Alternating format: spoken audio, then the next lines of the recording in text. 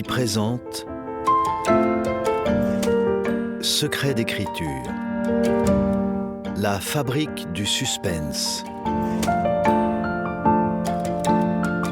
de Michel Bussy,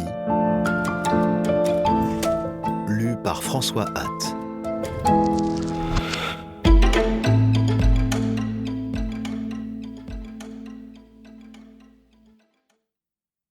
Attention, certaines parties de ce livre audio contiennent des spoilers. Ces spoilers sont délimités par le signal audio. Premier temps, dans la fabrique. J'ai toujours vécu en Normandie. Né à Louviers, j'ai passé les 10 premières années de ma vie au Manoir-sur-Seine, un village en bord de fleuve entouré de champs et d'usines. Le bibliobus, qui passait dans la commune, a été ma première ouverture sur le monde des livres. J'y empruntais des romans de la Bibliothèque verte et des bandes dessinées qui m'ouvraient un univers différent de celui des Astérix, Tintin et Lucky Luke que tous les enfants de ma génération lisaient. Gottlieb, Druyet, Philémon, Blueberry. J'y découvrais un humour et une poésie décalée, et une façon nouvelle de raconter des histoires. Je continue de penser que la bande dessinée dans les années 1970-1980 a été bien plus créative et innovante que la littérature ou le cinéma.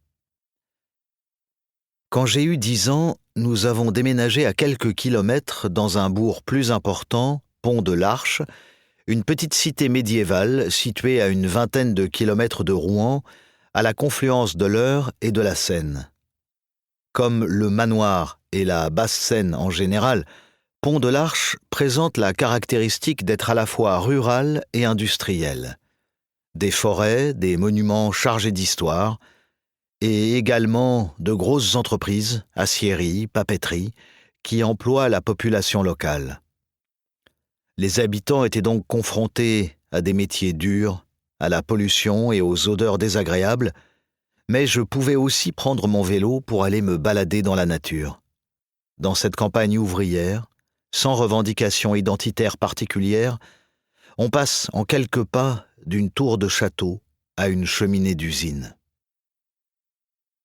Cette dualité a certainement influencé ma manière de voir le monde et peut-être aussi mon choix de suivre des études de géographie. Je me passionnais pour les légendes, les récits d'aventures et de mystères historiques, mais tout autant pour la vie quotidienne des travailleurs de la vallée. Des années plus tard, je m'aperçois que mes romans ont tous pour point commun de chercher à sublimer le réel, de faire apparaître l'extraordinaire dans l'ordinaire, de transformer des personnages banals en figures mythologiques. Première lecture. Dans l'euphorie des 30 Glorieuses, des urbanistes ont eu l'idée d'implanter près de chez moi une ville nouvelle, créée de toutes pièces, qui accueillerait l'afflux de main-d'œuvre que l'expansion industrielle de la vallée de la Seine promettait. Dans les années 1970, j'ai vu pousser sous mes yeux le Vaudreuil ville nouvelle, devenu depuis Val de Reuil, seule ville nouvelle française non arrimée à une grande métropole, conçue à l'origine pour loger 150 000 personnes. La crise frappa, et ce fut un échec démographique retentissant. Val-de-Reuil n'a jamais compté plus de 13 000 habitants. Restèrent les équipements publics, surdimensionnés pour une ville que l'État essayait de rendre attractive, en particulier une médiathèque, la plus importante du département. Je m'y rendais à vélo. En ce temps où la distraction passait essentiellement par la lecture, la présence de cette grande bibliothèque a eu une importance cruciale. Les livres m'ouvraient sur de nouveaux horizons. La bande dessinée, les romans policiers, la science-fiction. D'autant que l'époque était riche en nouveautés radicales, en littérature, mais aussi en musique et au cinéma, avec la création de codes inédits. C'était la naissance du rock couplé à la nouvelle chanson française à texte. Higelin, Renaud, Souchon, Capdevielle, Couture, Cabrel. En humour, on passait de Fernand Reynaud à Coluche. La bande dessinée adulte s'imposait. Commès, Sokal, Loisel. Je reste par exemple un fan absolu du travail de Jean Van Hamme, Torgal, 13, Largo Winch, qui est selon moi le meilleur scénariste, cinéma et livres confondus, des 50 dernières années.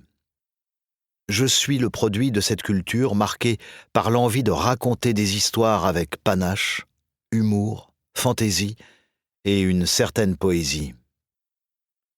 Le bibliobus de mon enfance, la médiathèque de mon adolescence, explique mon attachement pour les bibliothèques. Nous espérons que vous avez apprécié cet aperçu. Pour continuer à écouter ce livre audio sur Google Play Livres, utilisez le lien dans la description de la vidéo.